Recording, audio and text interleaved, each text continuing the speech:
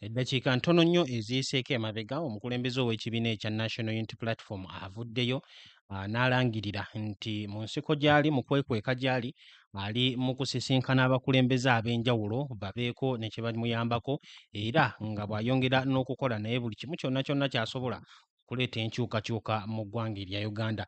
Omwaka guno ogwa 2026 Robert Kyagulanyi Ssentamu yeesimbawo omulundi ogwokubiri era bw'atyo ne yeŋŋanga Gen. Yoweri Kaguta Museveni. Akalulu kaliwo ennaku z'omwezi nga 15 ku lunaku olwokuna omwezi guno gwennyini, wabula ennaku z'omwezi nga 17 ku ssaawa 9 ku lunaku olwa Saturday. Ate Electoral Commission bw'ekyo neerangirira Gen. Yoweri Kaguta Museveni nti awangudde n'obululu obuweerezaako ddala ebitundu 71 ku buli 100. Kakati nno Robert Kyagulanyi Ssentamu ye yagenda mu kwekweka ennaku z'omwezi nga 16 ku lunaku olwa Saturday, wabula ebintu bingi nnyo ebigenze mu maaso okuba nga bibeerawo, ng'omwo nno mwe mulina okukola obulumbaganyi ku mukyala we mu kiro eky'olunaku olwokutaano ennaku z'omwezi nga 23 ku lunaku olwokutaano lwe twakakuba emabega. Wabula Kyagulanyi ayongedde okuweereza obubaka obw'okugumya bannayuganda awamu n'okubazzaamu amaanyi. Okusinziira ku kikyagenze mu maaso okwogera, ategeeza nti obubaka yaburekodinze olunaku olw'ejjo, wabula abutaddeyo olunaku olwaleero olwa Mande eddakiika ntono nnyo emabega. Ngenda kuba nyongera okusigira ekifaananyi ku biki Kyagulanyi byasobodde okuba ng'ayitamu, wabula okusookera ddala katusooke tufune obubaka buno bwagenze mu maaso okuba nga ayogereramu n'okunnyonnyola kiki ekiri mu kugenda mu maaso, ng'ate saagala weerabire nti n'amawanga ag'ewabweru ebitongole eby'enjawulo bivuddeyo okwongera eddoboozi lyabyo ku kuvumirira ekigenda mu maaso wano mu ggwanga erya Uganda.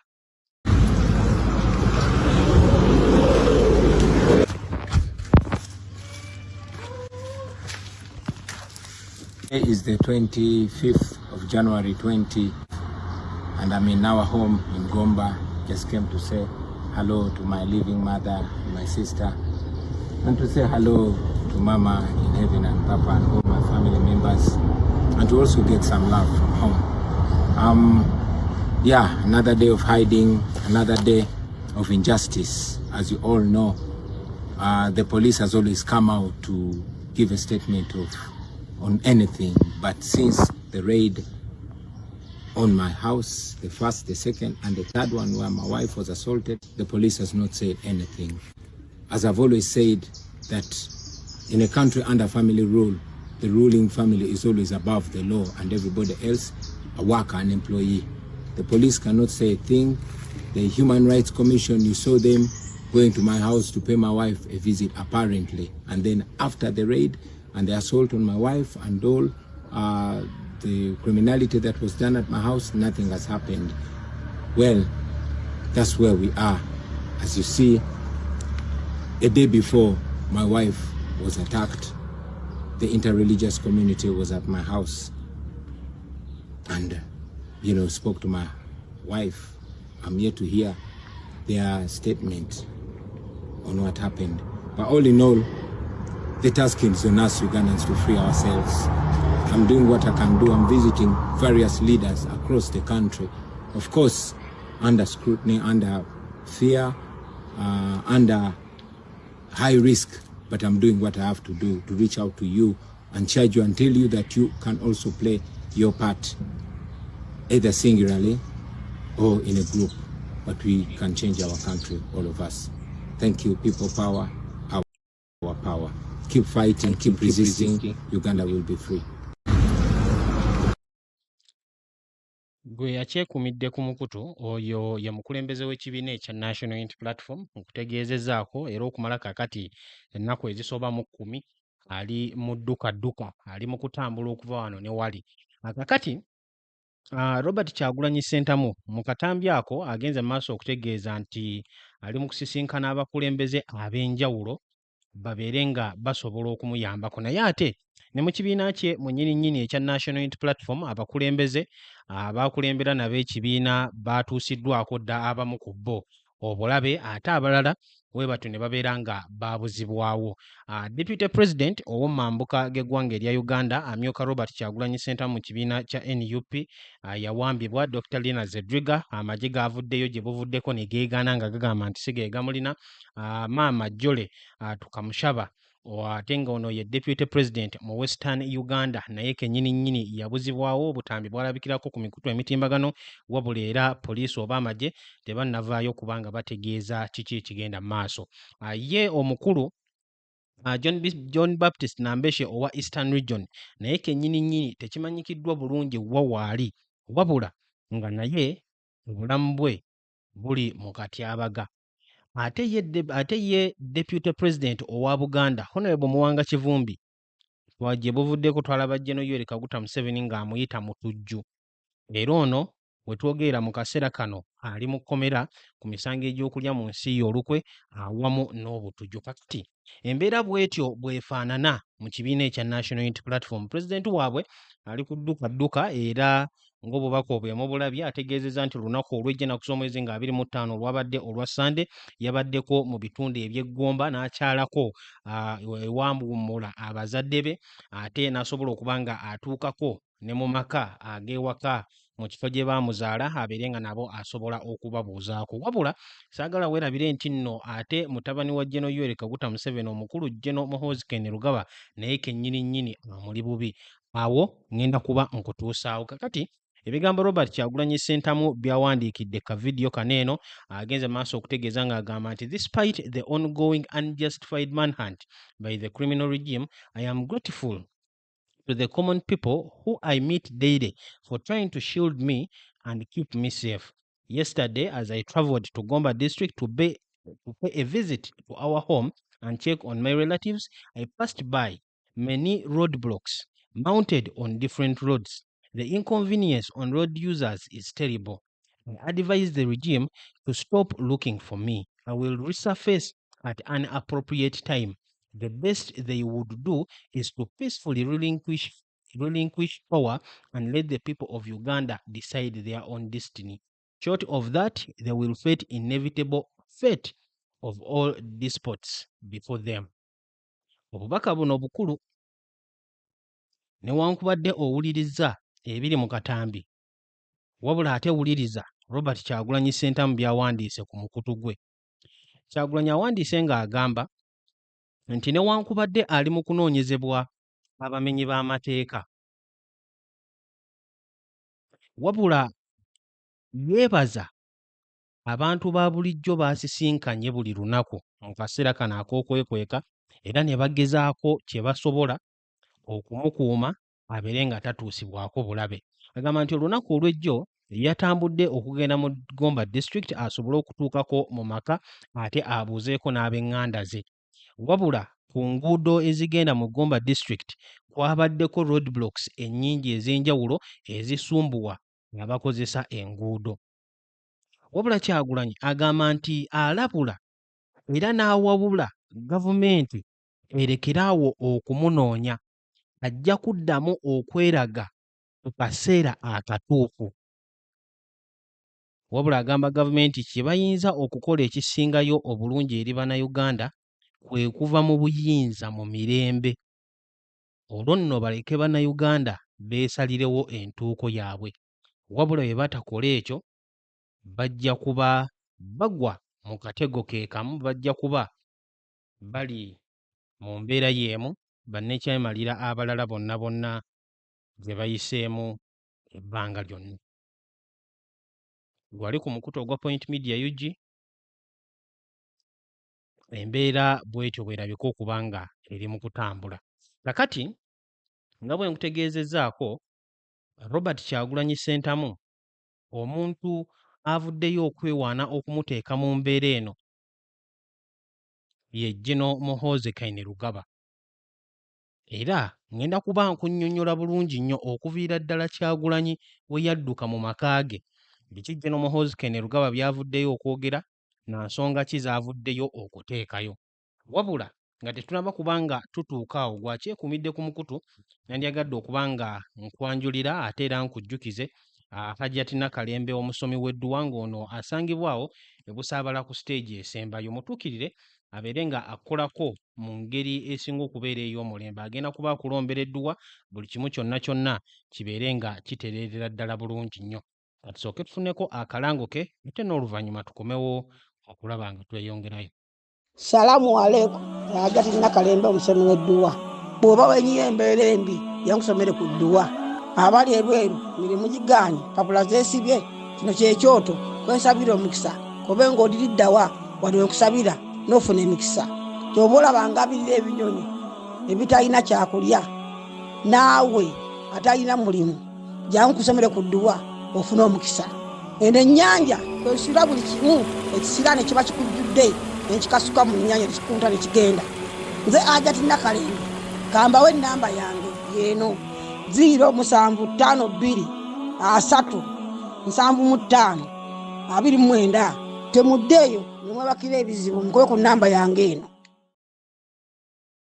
Kakati nga tukomyewo okugenda ku nsonga wakati wa General Muhoozi Kainerugaba ne Robert Kyagulanyi Ssentamu. Okusookera ddala njagala nkujjukize nti guno si gwe mulundi ogusoose okubanga General Muhoozi ateekayo obubaka obutiisatiisa obulamu bwa Robert Kyagulanyi Ssentamu. Wano ku mukutu wennyini nnyini tugenze maaso okukolera videos awamu n'obutambi oba stories ezinnyonnyola biki General Muhoozi Kainerugaba byavuddeyo okwogera oba okuwandika ku mikutu gye ate neera bitegeeza ki. Wabula omulundi guno General Muhoozi ku mbeera eri mu kugenda mu maaso mu ggwanga erya Uganda alabika nga akyalemezaamu. Robert Kyagulanyi Ssentamu agamba nti yadduka mu maka ge Magere ennaku z'omwezi nga 16 ku lunaku olwokutaano, olunaku olwaddirira olw'okulonda. Ku lunaku olwo Kyagulanyi ategeeza nti yafuna intelligence, yafuna obubaka obwekusifu nti mu magye mwali muweereddwamu order, nga order eyo eva wa General Muhoozi Kainerugaba babeere nga batuusa obulabe ku Robert Kyagulanyi Ssentamu. Of course wabaddewo okwekengera era ne wabeerawo n'okubuusakubuusa okuva mu bannayuganda nga balowooza nti oba oliawo Robert Kyagulanyi Ssentamu ali mu kukola katemba awamu n'okulimbalimba. Wabula kaakati okusinziira ku ebyo General Muhoozi byavuddeyo okuwandiika ku mukutu gwe ogwa X byongedde okukakasa bannayuganda nti ddala mu butuufu General Muhoozi yali emabega w'okuba nga ayijjanya Robert Kyagulanyi Ssentamu. Ku lunaku lwali lwa Sande ennaku z'omwezi nga 18 n'ennaku z'omwezi nga 19 olwa Mande, General Muhoozi yavaayo n'ateekayo obubaka ku mukutu gwe mwe yalangirira ng'agamba nti ali mu kuwa Robert Kyagulanyi Ssentamu essaawa 48 zokka abeere nga yeewaayo eri poliisi, oba si kyo bagenda kuba batandika okumuyisa ng'omutujju.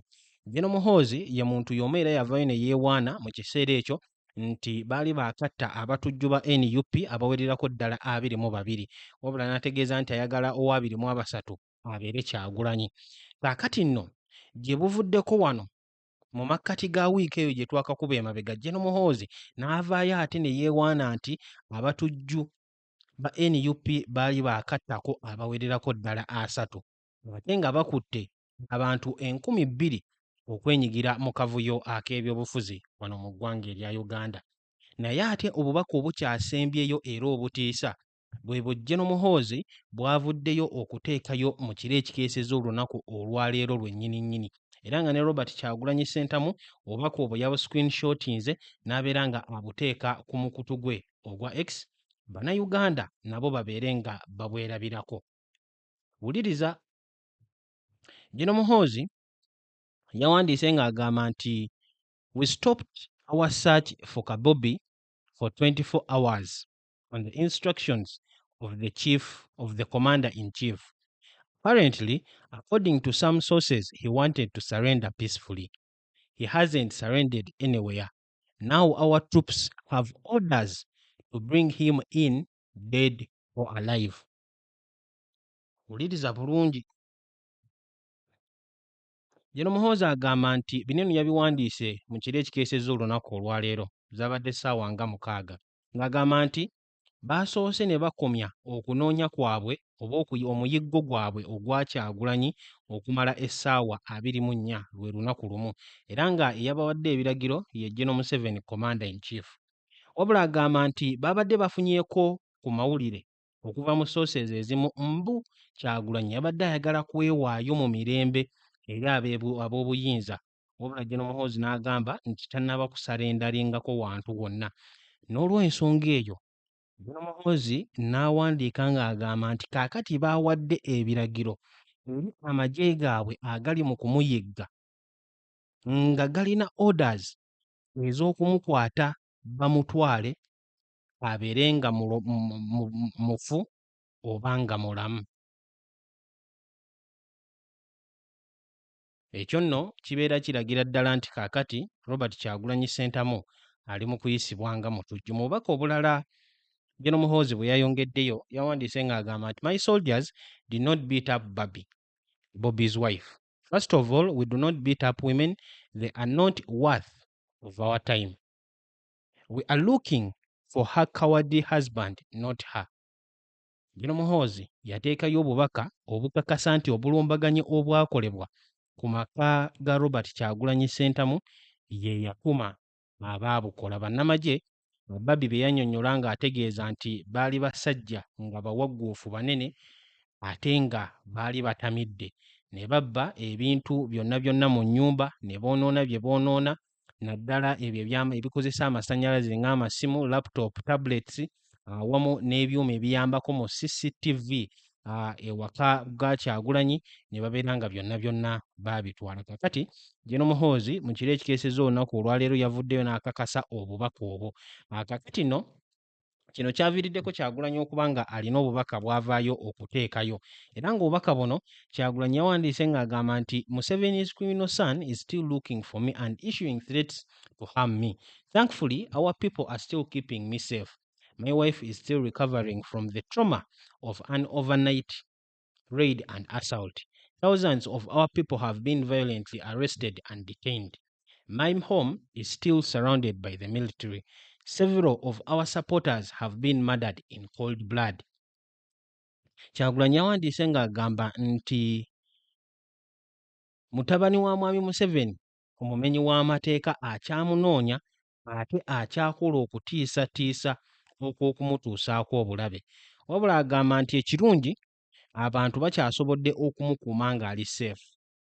Wabula mukyala we akyali mu ddwaliro ali mu kuwona oluvannyuma lw'okukolebwako obulumbaganyi mu kiro ekimu era ng'embeera gy'alimu si nnungi. Wabula agamba nti abantu bangi nnyo abawagizi ba NUP, abawagizi b'enkyukakyuka abakwatiddwa mu bumenyi bw'amateeka ne basibwa ate ne babeera nga bateekeddwa mu makomera, bakwatiddwa ne bateekebwa mu makomera. Wabula agamba nti amaka ge go amagye gakyageetoolodde ate n'abawagizi bangi nnyo ab'enkyukakyuka battiddwa mu bwemage. Agamba nti all because we challenged dictator Museveni in an election in which he faced a resounding rejection across the country. He had to shut down the internet and declare himself winner on gunpoint. We remain committed to freeing our nation from these savage criminals. We remain hopeful that the people of Uganda will have the last laugh. Deep in my heart, I believe we shall overcome someday. Kyagulanyi agamba bino byonna byonna biriwo olw'okuba baavaayo okuvuganya n'okwesimba munnakyemalira Mwami Museveni mu kalulu nga bannayuganda bangi nnyo baamwegaana era nga balaga nti bamukooye okwetooloola eggwanga. Kyagulanyi agamba nti Mwami Museveni yaggyako internet ne yeerangirira ng'omuwanguzi ku mudumu gw'emmundu. Wabula Bobi Wine ategeeza nti basigala bamalirivu okulwanirira emirembe gy'eggwanga okuva mu mikono egy'abamenyi b'amateeka era basigala balina essuubi nti bannayuganda bajja kubeera bulungi. Ate Kyagulanyi agamba nti mu mutima gwe akkiriza eggwanga lijja kusimattuka bino byonna byonna lunaku lumu. N'ateekako #Free Uganda Now. Obwe bubaka obwavudde ewa Robert Kyagulanyi Ssentamu enkya y'olunaku olwaleero awamu n'eddakiika eziyiseeko emabega nga nnyonnyola biki byali mu kuyitamu era tekikyazzaako mu kwekweka gy'ali. Sigenda kusukkawo, mwebale nnyo, mwebale dda mwenna abakyasobodde okuba nga mwekuumira ku mukutu, kambaagalize olunaku olulungi era mweraba.